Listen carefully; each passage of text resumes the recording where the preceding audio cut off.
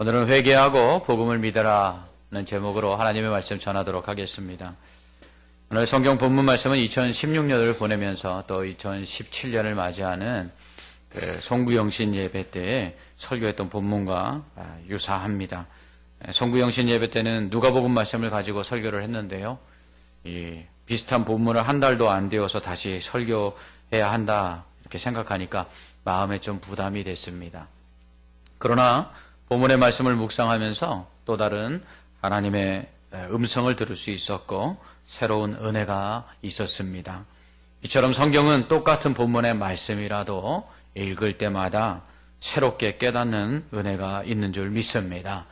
마치 마르지 않는 샘같이 늘 새로운 은혜가 성경을 읽고 들을 때마다 있기를 주님의 이름으로 축원합니다. 특히 오늘 본문 말씀을 읽으면서 저는 몇 가지 의문이 생겼습니다. 그래서 그 의문에 대해서 말씀을 묵상하면서 더 깊은 은혜를 누릴 수가 있었습니다. 이 시간 본문을 읽으면서 제가 가졌던 의문들은 어떤 것이고 그 의문들에 대해서 말씀을 묵상하는 가운데 하나님 주신 은혜가 무엇인지를 이 시간 성도들과 함께 나누고자 합니다. 첫 번째로는 왜 예수님은 세례 요한이 잡힌 후에 하나님의 복음을 전파하셨을까 하는 것입니다. 세례 요한은 당시 분봉왕 헤롯이 자신의 동생 빌립의 아내였던 헤로디아를 아내로 취한 것을 가지고 책망을 합니다. 그로 인해서 헤롯이 세례 요한을 옥에 가두지요. 그러나 백성들이 요한을 선지자로 알고 있었기 때문에 함부로 어떻게 하지를 못합니다. 그러던 가운데 헤롯의 생일을 맞이해서 헤로디아의 딸이 춤을 춥니다. 그 춤을 보고 너무 마음에 흡족했던 헤롯은 이렇게 약속을 합니다. 네가 원하기만 한다면 나라의 절반이라도 주겠다. 그러니 원하는 것을 얘기해봐라. 그러자 헤로디아는 그 딸에게 세례 요한의 목을 달라고 그렇게 이야기하라고 말합니다. 그러자 헤로디아의 딸이 헤롯에게 세례 요한의 목을 달라고 요구하지요. 많은 고관들과 또 귀인들 앞에서 자기가 했던 약속이기에 체면을 차리기 위해서 결국은 나라의 절반이라도 주겠다고 한 헤롯은 헤로디아의 딸이 원하는 대로 세례 요한의 목을 잘라서 주게 됩니다. 이처럼 헤롯의 잘못을 책망함으로 인해서 세례 요한은 옥에 갇히게 되지요. 예수님은 이때부터 본격적으로 공생애, 곧 인류의 구원을 위한 복음 전파의 사역을 시작합니다. 그렇다면 왜 예수님은 하필이면 세례 요한이 잡히신 다음부터 하나님 나라의 복음을 전파하며 그 공생애를 시작하셨을까요? 그것은 세례 요한은 구약의 마지막 선지자이기 때문입니다. 반면 예수님은 신약의 선지자입니다. 첫 선지자입니다. 비록 세례 요한이 예수 그리스도를 증거했지만 그는 구약의 마지막 사람으로서 율법의 선지자였습니다. 이제 율법으로는 더 이상 구원받는 시대가 끝나고 믿음으로 예수 그리스도를 믿음으로 구원을 받는 새 언약의 시대, 신약 시대가 시작된 것이죠. 그렇기 때문에 세례 요한이 옥에 갇힘으로 말미암아 구약 시대가 문을 닫게 되고 예수 그리스도를 통한 새로운 언약의 시대, 신약 시대가 문을 열게 된 것입니다. 그래서 예수님은 세례 요한이 옥에 갇힌 다음부터 이 공생애를 시작한 것이죠. 또한 세례 요한은 자신은 예수님의 신발끈을 풀기도 감당할 수 없는 자다. 이렇게 이야기했습니다. 또한 자신은 망하여야 하고 예수님은 흥하여야 한다. 이렇게 고백했었죠. 우리는 흔히 우리가 잘 되는 것만이 하나님께 영광을 돌린다 이렇게 생각을 합니다. 그래서 어떤 분들은 사업이 어려움을 당하거나 또 실패하거나 질병에 걸리거나 하면 하나님의 영광을 가리지 않을까 이렇게 염려하는 분들이 있습니다. 그러나 우리가 사라져야, 우리가 망해야 하나님께 영광을 돌릴 수 있을 수 있다라는 것을 우리는 기억해야 합니다. 중요한 것은 우리가 성공하느냐 실패하느냐가 아니라 우리를 통해 하나님의 능력과 구원이 나타나는가, 이것이 더 중요하다는 것입니다. 이를 위해서는 우리가 망해도 괜찮습니다. 왜냐하면 이렇게 예수 그리스도를 위해 철저하게 자신을 낮추고 옥에 갇히고 망한 세례 요한을 향해서 예수님은 여자가 낳은 자 중에 가장 큰 자다. 이렇게 말씀하셨습니다. 세상에서 주를 위해 망하는 것, 세상에서 주를 믿다가 옥에 갇힌 것, 세상에서 주를 믿다가 환난을 당하거나 질병에 당하는 것, 그거 아무 문제가 되지 않습니다. 왜냐하면 주를 믿다가 우리가 당하는 환난이나 질병이나 실패나 그 어떤 것도 하나님께 영광을 가리우지 아니하고요. 오히려 주를 위하여 그렇게 당하는 그 고난과 환난 속에서 믿음을 지킨 자들은 천국에서 큰 자다 칭찬을 받기 때문입니다. 마가는 세례 요한이 옥에 갇힌 후에 예수님께서 하나님 나라의 복음을 전한 것을 통해서 복음이 무엇인지를 또한 보여주고 우리에게 있습니다. 그것은 바로 이 땅에서 흥하는 것이 아니라 천국에서 흥하는 것입니다. 이 땅에서는 주님을 위해 비록 작은 자가 될지라도 천국에서는 큰 자가 되는 것입니다. 그러므로 복음을 믿는 성도는 이 땅에 소망을 두는 자가 아니라 천국에 소망을 두는 자임을 세례 요한이 옥에 갇힌 후에 천국 복음을 전파하신 예수님을 통해서 마가는 우리에게 복음을 믿는 성도가 어떠한 성도인가, 어떠한 자인가를 보여주고 있는 것입니다. 두 번째로 저는 예수님은 갈릴리에서부터 공생애를 시작하셨는데 왜 그렇게 하셨을까라는 의문을 가졌습니다. 예수님은 하나님이십니다. 그러므로 하나님의 성전이 있는 예루살렘에서 복음을 전파하시는 것이 맞지 않을까요? 그런데 왜 예수님은 그렇게 하지 아니하시고 이 갈릴리에서 복음을 전파하셨을까요? 이는 이사야 9장 1절의 예언의 말씀을 성취하기 위함이었습니다. 이사야 9장 1절은 전에 고통받던 자들에게는 흑암이 없으리로다.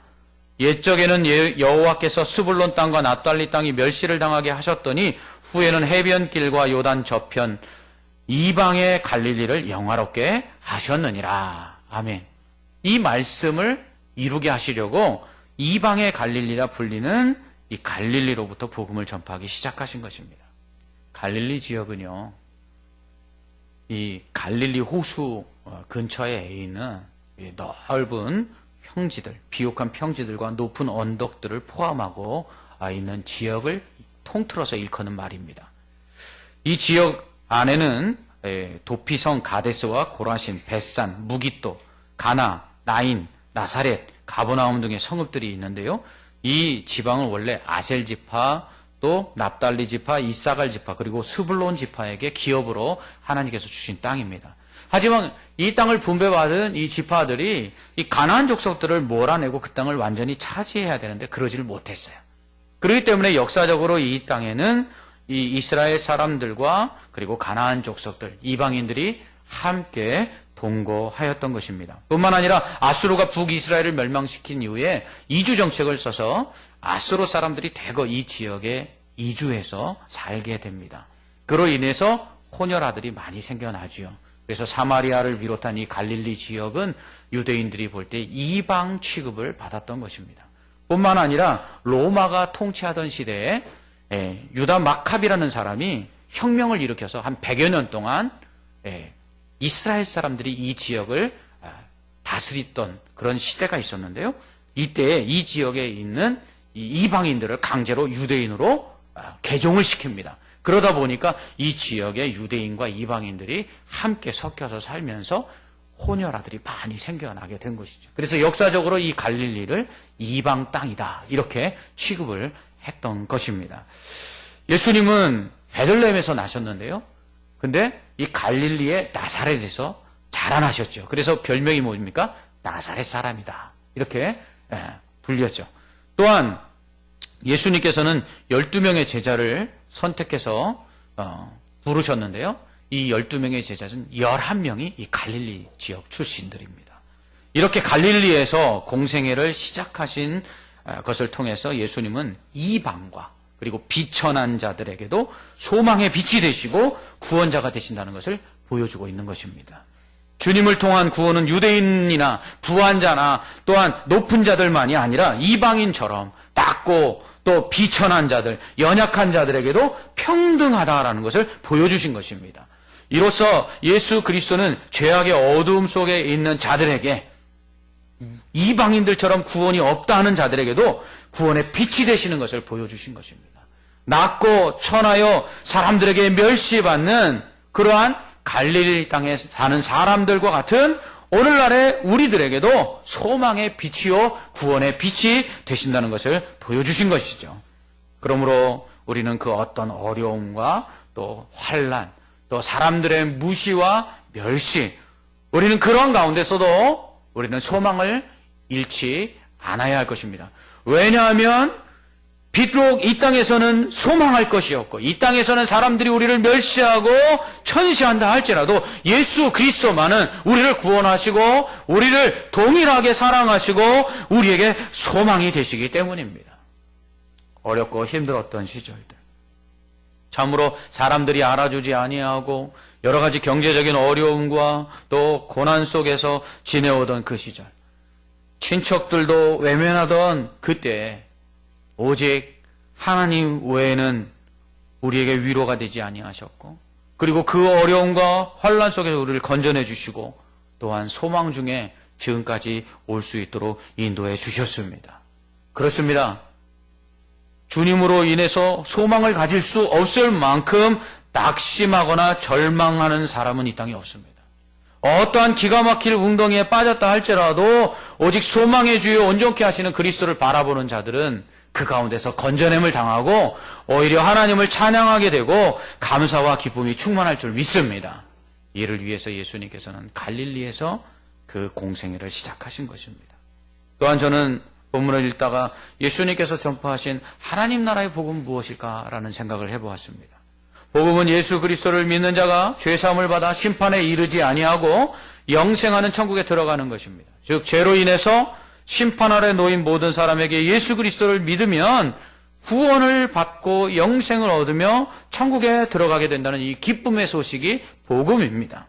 이는 사형 선고를 받고 죽을 날만 기다리던 자가 석방되어 자유함을 얻는 것과 같습니다. 이처럼 예수님은 죄인들에게 구원의 복된 소식을, 복음을 전파하기 위해 오신 선지자이십니다. 그리스도의 뜻이 무엇입니까? 기름 부음 받은 자, 선지자, 왕, 그리고 제사장. 예수님은 바로 우리에게 복음의 복된 소식, 구원의 복된 소식을 전하기 위해서 오신 선지자이셨습니다. 구약의 선지자들은 율법을 근거로 백성들에게 하나님의 말씀을 전했습니다. 그들이 율법을 지키지 않을 때는 하나님의 저주와 심판을 명했고요. 그들이 율법을 지켜 행할 때에는 하나님의 복을 선포했습니다. 예수 그리스도께서는 이제 새 언약, 곧 복음을 통해서 하나님의 복과 심판을 선포하셨습니다. 예수를 믿는 자는 구원을 받고 예수를 믿지 않는 자는 심판을 받는다. 이것이 바로 복음입니다. 요한복음 3장 18절은 이렇게 말씀합니다. 그를 믿는 자는 심판을 받지 아니하는 것이요 믿지 아니하는 자는 하나님의 독생자의 이름을 믿지 아니함으로 심판을 받은 것이니라. 아멘. 우리는 흔히 그렇게 생각하죠. 예수 믿으면 구원받고 믿지 않음으로 심판을 받는다 생각하죠. 아닙니다. 우리는 죄로 말미암아 이미 심판을 받고 지옥에 갈 자들입니다. 예수를 안 믿어서 심판받는 게 아니라 이미 심판 아래 놓여 있는 자들입니다. 죄 때문에. 그런데 예수 그리스도께서 그 죄를 용서해 주시고 예수를 믿는 자들을 하나님의 나라에 들어갈 수 있도록 구원해 주신 것입니다. 그러므로 믿지 않아서 심판받는 게 아니라 이미 심판을 받은 자입니다. 그런데 예수 그리스도께서 이미 심판을 받고 지옥에 갈 우리를 구원하시기 위해서 십자가에 죽으사 죄를 사해 주시고 부활하심으로 생명의 소망을 우리에게 갖게 하신 것입니다. 이게 복음이요 새 언약입니다. 이 새 언약인 복음은 율법과 달리 은혜의 언약이죠. 율법은 그것을 지켜 행하는 자는 의롭다함을 얻고 행하지 않는 자는 저주와 심판을 받는 것입니다. 그렇기 때문에 율법을 지키느냐 안 지키느냐 인간 편에서의 그 행위에 따라서 결과가 달라지는 것이에요. 그렇지만 복음은 은혜의 언약으로서 예수 그리스도를 믿기만 하면 그 어떤 공로가 있든지 자격이 있든지 상관하지 아니하고 믿음으로 말미암아 구원을 받는 것입니다. 이게 은혜예요. 이 은혜로 말미암아 우리는 지금 어떠한 직업을 가지고 있든지 어떠한 자격을 가지고 있든지 어떠한 돈이 있든지 없든지 잘 살든지 못 살든지 강하든지 약하든지 높든지 낮든지 상관없이 구원을 받고 이 자리에서 하나님을 예배할 수 있는 것입니다. 이처럼 하나님의 복음은 차별이 없는 은혜인 것입니다. 또한 예수님께서는 때가 찼다고 말씀하십니다. 과연 그 의미가 무엇일까? 저는 한번 생각해 보았습니다. 이는 심판의 때를 의미합니다. 예수님이 오심으로 복음으로 말미암아, 즉 믿음으로 말미암아 구원의 문이 열렸습니다. 뿐만 아니라 예수님이 오심으로 심판도 시작된 것입니다. 예수님이 오심으로 인해 복음을 듣고 예수를 믿는 자는 구원받지만 믿지 않는 자는 더 이상 구원받을 기회가 이제 없게 된 것입니다. 이처럼 구원과 심판은 동전의 양면과 같아서 구원의 또 다른 면에는 심판이 있고 심판의 또 다른 면에는 구원이 있다는 것입니다. 그러므로 믿으면 구원을 받고 믿지 않으면 심판을 받는 것입니다. 이러한 구원의 기회가 지금뿐이라는 사실입니다. 이 땅을 사는 동안 70이요 80년 동안 이 시간 동안만 오직 믿는 자가 구원을 받고 믿지 않으면 구원의 문은 닫혀지게 되는 것입니다. 때가 찼습니다. 이제 예수님께서 오셔서 이미 시작된 그 구원의 문은 이제 곧 예수님이 다시 오셔서 문이 닫혀질 것입니다. 이 기회를 놓치면 다시는 구원받을 수 없습니다. 그리스 신화에 나오는 카이로스라는 이 신이 있는데요. 제우스의 아들로서 기회의 신입니다. 이 카이로스는 앞머리는 무성한데 뒷머리는 대머리입니다. 등에도 날개가 있지만 발에도 날개가 있습니다. 그리고 한 손에는 저울을 들고 있고 한 손에는 칼을 들고 있습니다. 이 이탈리아의 그 토리노 박물관에 가면 이 카이로스의 조각상이 있는데요. 그 밑에 이렇게 적혀져 있습니다.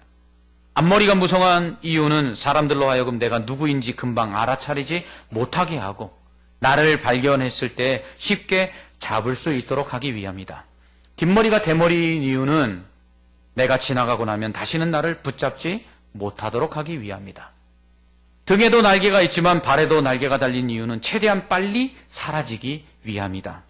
저울을 들고 있는 이유는 기회가 앞에 있을 때에 저울을 꺼내 정확히 판단하라는 의미이고 날카로운 칼을 들고 있는 이유는 칼날같이 결단하라는 의미이다. 내 이름은 기회다. 믿음도 마찬가지입니다. 복음을 받아들일 수 있는 기회가 있을 때 받아들여야 합니다. 믿을 수 있는 시간이 있을 때 믿어야 합니다. 구원받을 수 있을 때 구원받아야 합니다. 이 구원의 때가 차고 있습니다. 심판의 때가 차고 있습니다. 이제 이 구원의 문이 닫혀지면 아무리 사랑하는 자들이라도 저 천국에서 함께 볼 수 없는 때가 온다라는 것입니다. 우리는 이 구원의 때가 다 차서 구원의 문이 닫히기 전에 우리는 예수를 믿음으로 구원받은 자일 뿐만 아니라 문이 닫히기 전에 한 영혼이라도 더 구원받도록 해야 할 것입니다. 또한 저는 하나님의 나라가 가까이 왔다라는 의미가 무엇일까를 고민해 보았습니다. 하나님 나라가 가까이 왔다. 하나님 나라가 임하였다는 뜻입니다. 주기도문을 가르쳐 주실 때 예수님은 나라가 임하옵시며 라고 기도하십니다. 하나님 나라가 임하였다라는 것입니다. 하나님 나라는 하나님이 통치하시는 나라를 의미합니다. 하나님께서 통치하시는 나라, 곧 그것은 하늘에 있는 이 천국만을 의미하지 않습니다. 하나님은 이 세상 천지 만물을 만들어 놓으시고 온 우주를 다 다스리시는 분이십니다. 그러므로 온 세상, 하늘과 땅이 다 하나님의 나라입니다. 하지만 죄가 이 세상에 들어온 이후 잠시 동안에 이 땅은 사단이 왕노릇을 하고 있습니다. 예수님이 오신 것은 이 사단이 왕노릇하던 이 세상마저도 하나님의 통치 아래 두시고 하나님의 나라가 되도록 하기 위함이었습니다. 죄가 이 세상에 들어온 이후 사탄은 그 죄를 이기지 못하고 죄를 지으며 죄의 종노릇하도록 사람들을 만들었습니다. 그리고서는 이 죄로 말미암아 사망에 이르도록 했습니다. 그래서 이 사망의 권세를 가지고 우리 인간들을 그 종을 삼아서 이 세상을 다스리고 있는 것입니다. 그런데 예수님께서 오셔서 이 사단의 모든 권세 아래 죄 가운데 죽어가는 자들을 살리신 것입니다. 죄를 사해 주셨습니다. 십자가에서 그 죄를 대속해 주셨습니다. 그리고 그 부활을 통해서 사망의 권세를 이기심으로 우리에게 영생을 주셨습니다. 그래서 더 이상 사단이 죄를 짓는 죄인들을 향해서 예수를 믿을 때 정죄할 수 없게 하셨습니다. 그리스도를 믿는 자 안에는 결코 정죄함이 없습니다.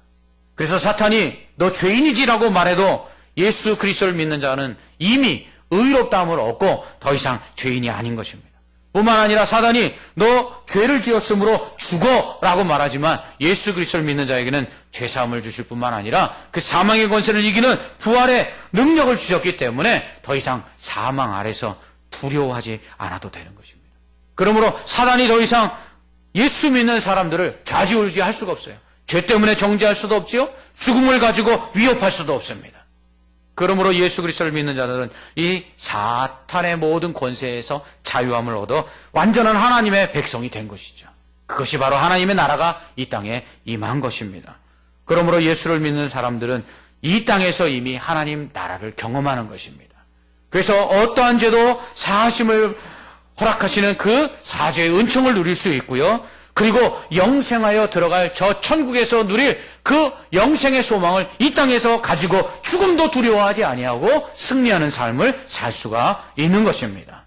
이것이 바로 주님께서 이 땅에 가져오신 하나님의 나라입니다. 우린 이 하나님의 나라에 이미 들어간 것입니다.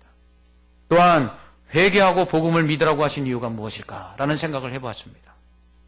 복음을 믿는 것은 예수님을 믿는 것입니다. 예수님을 믿는 것은 자신이 죄인이라는 것을 인정하는 거죠.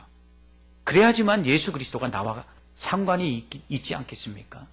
내가 예수 그리스도로 말미암아 이 죄사함을 받고 구원을 얻는다라는 것을 확신하는 것, 바로 이것이 믿음입니다.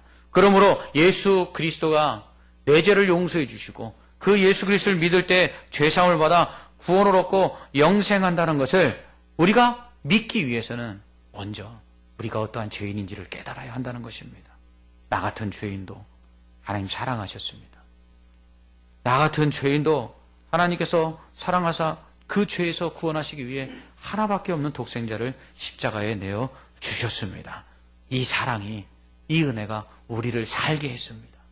이 사랑과 이 은혜를 우리가 기억할 때에 우리는 우리의 죄인됨으로 인하여 눈물 흘리고 회개할 뿐만 아니라 그 하나님이 예수 그리스도를 통해서 보여주신 그 사랑과 그 은혜 때문에 날마다 감격하고 기뻐하고 감사할 수 있는 것입니다. 그러므로 예수 그리스도를 믿는 자가 회개하면 그 안에 말할 수 없는 기쁨과 은혜가 있고요. 예수 믿는 자가 회개하고 자신과 같은 죄인을 사랑하시는 그 하나님의 은혜를 기억할 때에 이 세상 가운데 날마다 기쁨과 감사 속에서 승리할 수 있는 것입니다. 또한 예수님은 시몬 베드로와 그 형제 안드레 그리고 세베대의 두 아들 야고보와 요한을 제자로 부르십니다. 왜 예수님은 이렇게 어부와 같이 그렇게 천하고 낮은 자들을 왜 제자로 삼으셨을까? 이는 예수님께서 갈릴리 나사렛에서 자라 나사렛 사람이라는 별명을 얻으신 것과 갈릴리에서 공생애를 시작하신 것과 그 맥락이 같습니다. 또한 복음이 어떤 것인지를 우리에게 잘 보여주기 위해서 이렇게 하신 것입니다. 예수님의 복음은 가난한 자나 연약한 자나 비천한 자나 이방인들에게도 차별 없는 구원을 주십니다. 이러한 그 구원의 은혜를 베푸는 이 복음은 그 복음을 전하고 하나님께 쓰임받는 자가 또한 어떠한 사람들인지를 우리에게 보여주고 있는 것입니다. 이처럼 차별이 없는 복음은 복음을 전하는 자 역시 하나님께서 차별 없이 누구든지 사용할 수 있다라는 것을 우리에게 나타내는 것입니다. 예수님은 왕이심에도 불구하고 비천한 목수의 신분으로 목수의 아들로 태어나셔서 이방인의 갈릴리라 불리는 나사렛에서 자라서 갈릴리 출신의 어부들을 제자로 삼으셨습니다. 특히 예수님께서 고기를 낚는 어부들을 불러 사람을 낚는 어부가 되게 하신 것은 복음을 전파하는 일과 같이 하나님 나라 확장을 위해서 일하는 이 일꾼들은 어떠한 사람들이 하나님께서 필요로 하시는지 그것을 우리에게 보여주고 있습니다. 하나님 나라 확장을 위해서 우리는 그 하나님의 일꾼으로 필요한 자들은 어떠한 능력이 있거나 어떤 권세를 가지거나 어떤 자격이 있는 사람들이 더 잘할 수 있지 않을까, 우리는 그렇게 생각하기 쉽습니다. 그러나 복음 전파에 필요한 일꾼들은 어떠한 지위가 높거나 많이 배우거나 똑똑하거나 능력이 있는 사람이 아닙니다. 오직 복음이 무엇인지, 하나님이 복음을 통해서 어떠한 사람들을 사랑하시고 어떠한 사람들을 구원하시는지를 잘 보여줄 수 있는 사람이 필요한 것입니다. 베드로와 안드레와 야고보, 요한처럼 어부들을 제자로 삼으신 것은 이러한 사람도 구원받을 수 있다. 그리고 이러한 사람들도 하나님께서는 사랑하신다. 이러한 사람들을 통해서 하나님은 일하신다라는 것을 보여주기 위해서 그들을 택하신 것입니다. 바울은 베냐민 지파 사람으로 난 지 8일 만에 할례를 받았고 유대인 중에 유대인이요, 또한 로마 시민권을 나면서부터 가진 자요, 또한 당대 최고의 율법학자인 가말리엘 문화에서 율법을 배웠다라고 말합니다. 육체적으로는 자랑할 것이 참 많은 사람이었습니다. 그러나 그는 이 모든 것을 배설물로 여겼습니다. 뿐만 아니라 자신을 만삭되어 나지 못한 자, 또한 죄인 중에 괴수라고 고백합니다. 왜 그랬을까요? 바울은 복음이 무엇인지, 하나님이 어떠한 자를 사랑하시는지를 나타내 보여주기 위함이었습니다. 하나님은 자신처럼 하나님을 핍박하던 사람도 사랑하신다는 거죠. 하나님은 자신처럼 복음에 역행하던 사람들도 구원하사 이 복음을 증거하는 자들로 삼으시는 능력의 하나님이라는 것을 보여주기 위해서 자신은 죄인 중에 괴수여 만삭되어 나지 못한 자라고 그렇게 말했던 것입니다. 그렇습니다. 하나님은 강한 자를 부끄럽게 하시기 위해서 연약한 자를 들어 쓰십니다. 하나님은 지혜롭고 똑똑한 사람들을 부끄럽게 하시기 위해서 어리석은 자를 들어 쓰십니다. 하나님은 약하고 어리석은 자들도 사랑하십니다.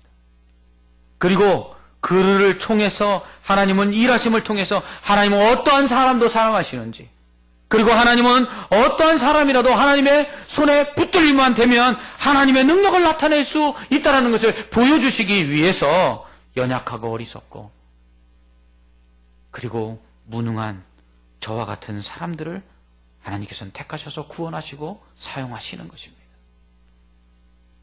우리가 하나님을 더 사랑하고 하나님을 더 아름답게 나타낼 수 있고 하나님의 영광을 드러낼 만큼 어떤 능력이 있어서 하나님이 우리를 택하신 것이 아니라 하나님이 우리를 얼마나 사랑하시는지, 하나님이 어떠한 자들도 하나님 끝까지 포기하지 아니하시는지, 하나님이 어떠한 사람이라도 그 손에 붙들림만 되면 하나님의 능력으로 모든 것을 하실 수 있다는 것을 보여주시기 위해서 우리같이 연약하고 어리석고 무능한 자들을 택하여 구원하시고 하나님의 일을 맡기시는 것입니다. 그러므로 우리가 능력이 없거나 우리가 어리석거나 우리가 아무것도 가지지 못했다고 낙심할 필요가 없습니다. 하나님의 그 구원을 받고 하나님의 능력을 체험하며 하나님의 손에 붙잡힌 바 되어서 하나님의 일에 쓰임받기에 우리는 조금도 부족함이 없습니다. 왜냐하면 필요하면 하나님 성령을 주셔서 은사를 베풀어서 능력을 주시고 능히 감당할 수 있게 하실 뿐만 아니라 하나님이 친히 그 일들을 감당하심으로 우리를 통해 영광을 받으실 수 있기 때문입니다. 이것이 복음입니다. 또한 예수님께서 나를 따르라고 말씀하셨는데 과연 이 의미가 무엇일까? 예수님을 따르는 것은 예수님 믿는 거죠. 예수 믿고 구원받고 천국에 들어가 영생을 얻는 것, 이것이 바로 예수님을 따르는 것입니다. 그렇다면 복음을 믿고 구원을 받는다는 것 단지 천국에 들어가는 것만 의미할까요? 아닙니다. 복음을 믿고 구원을 받은 자에게는 이 땅에서의 사명이 있습니다. 그것은 예수님처럼 사는 거예요. 예수님처럼 예수님이 보여주신 대로 사랑하고 섬기고 희생하는 삶을 살아가는 것입니다. 하나님의 영광을 나타내며 살아가는 것입니다. 이것이 예수님을 따르는 것이죠. 그러므로 믿는 자는 단지 입술로만 주여 주여 하는 자가 되어서는 안 됩니다. 믿음에 합당한 열매를 맺어야 합니다. 변화를 받아 세상을 본받지 아니하고 의와 거룩함으로 거듭난 새 사람이 되어야 합니다. 세상의 빛과 소금 되어 세상 사람들로 하여금 우리의 착한 행실을 보고 하나님께 영광을 돌리도록 해야 합니다. 이것이 예수님을 따르는 것입니다. 그러므로 복음을 믿고 구원을 받은 성도는 하나님 백성답게 좀 살아야 돼요. 세상에서 구별되게 살아야 돼요. 세상 사람들이 죄악 가운데 거하면서 그것이 지혜롭다고 이야기할 때에 그렇게 살지 않으려고 싸우고 용기를 내어 거룩한 삶을 살아가야 하는 것입니다. 마지막 주님이 오셨을 때 칭찬받기 위해서, 구원의 날에, 심판의 날에 저 천국에 들어가 영생을 얻기 위해서 우리는 믿음을 지키고 또한 구별된 삶을 살아가야 되는 것이죠. 그것이 예수님을 믿고 예수님을 따르는 것입니다. 이것이 우리가 드릴, 우리 몸으로 드릴 거룩한 산 제사요, 또한 하나님이 받으실 기뻐하시는 영적 예배입니다. 마지막으로 저는 어떻게 제자들은 배와 그물을 버려두고 예수님을 따를 수 있을까, 이런 생각을 해보았습니다. 어부였던 제자들은 사람을 낚는 어부가 되라는 예수님의 말씀에 배와 그물, 심지어 그 아비와 동료들을 버리고 예수님 따릅니다. 어떻게 그럴 수 있었을까? 이것은 예수 믿는다는 것, 예수님을 따른다는 것, 그것은 어떤 의미인지를 우리에게 가르쳐주고 있습니다. 그들이 그럴 수 있었던 것은, 예수님을 믿고 따르는 것은 이 세상에 소망을 두는 것이 아니라는 것을 그들이 알았기 때문입니다. 예수님을 믿고 따르는 것은 우리의 삶의 우선순위와 삶의 목표가 어디에 있어야 되는지를 보여주기 위해서 그들이 모든 것을 버리고 예수님을 따른 것입니다. 예수님을 믿는 사람, 예수님을 따르는 사람은 더 이상 세상을 사랑하지 않습니다. 세상의 명예와 세상의 돈과 세상의 권력을 쫓아가지 않습니다. 무엇을 먹을까 무엇을 입을까로 염려하지 않습니다. 여러분, 먼저 그의 나라와 그의 의를 구합니다. 자신뿐만 아니라 한 사람이라도 영원히 그 지옥에 떨어지지 않고 천국에 들어가도록 복음을 전하는 일을 삶의 우선순위로 삼고 삶의 목표로 두고 살아갑니다. 이를 위해서 성도는 비록 이 땅에서 모든 것을 다 잃어버리고 이 땅에서 가난해질지언정 이 구원과 이 사명을 위해서 살아가야 하는 것입니다. 제자들은 모든 것을 버리고 예수님을 따릅니다.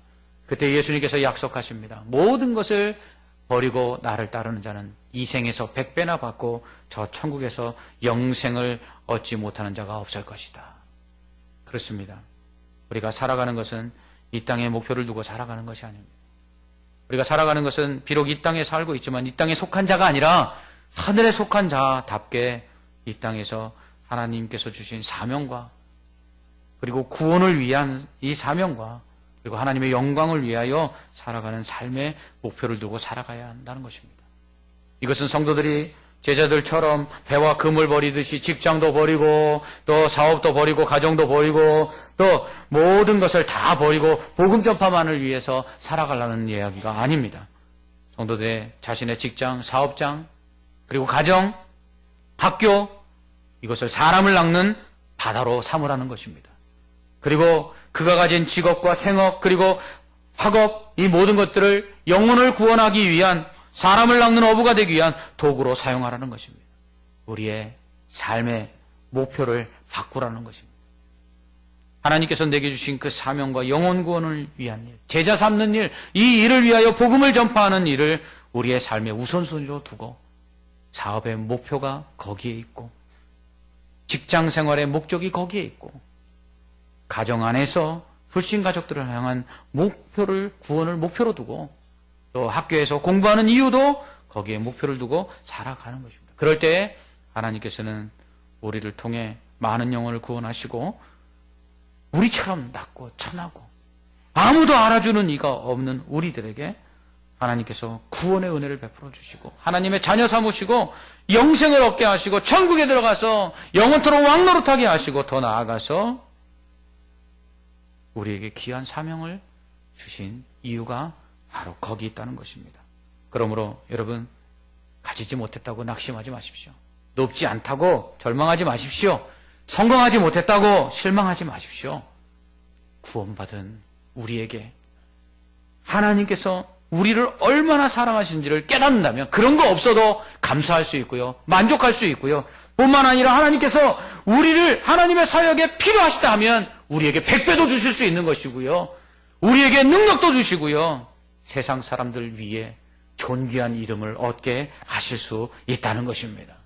그러므로 오직 믿음을 가지고 하나님을 영화롭게 하기 위해서 소망의 주여 온전케 하시는 그리스도를 바라보면서 이 땅에서 우리에게 주신 삶의 이유가 무엇인지, 우리로 이 땅에서 삶의 무엇을 목표로 하고 우선순위로 갖고 살아가게 하시는지를 깨닫고 우리의 몸을 거룩한 산제물로 드리고 또한 우리에게 주신 사명을 잘 감당하여서 하나님의 영광을 나타내는, 그래서 저 천국에 들어가서 크다 일컬음을 받고 칭찬받는 저와 성도들 되시고 또 우리를 통해서 한 영혼이라도 더 구원받고 이 하나님의 사랑과 은혜 안에 거하게 되는 역사가 나타나기를 주님의 이름으로 축원합니다. 아멘. 기도하겠습니다. 사랑과 은혜가 충만하신 하나님 아버지 감사합니다. 우리가 무엇이간데 우리를 사랑하셔서 우리를 구원하시고 하나님의 크신 일들을 맡기시며 이를 통해서 하나님의 능력과 하나님의 사랑과 하나님의 은혜를 증거하게 하시는지요. 하나님의 이 은혜를 깨닫고 믿음 안에서 오직 주를 바라보며 승리하며 주님 주신 사명 감당할 수 있는 저희들 되게 하여 주시옵소서. 우리를 통해 오늘 제자들이 주님을 따름으로써 보여주었던 그 놀라운 일들 우리를 통해서도 나타나기를 소망합니다. 주여 사용하여 주옵시고 은혜를 베풀어 주옵시고 함께하여 주시옵소서. 예수님 이름으로 기도합나이다. 아멘.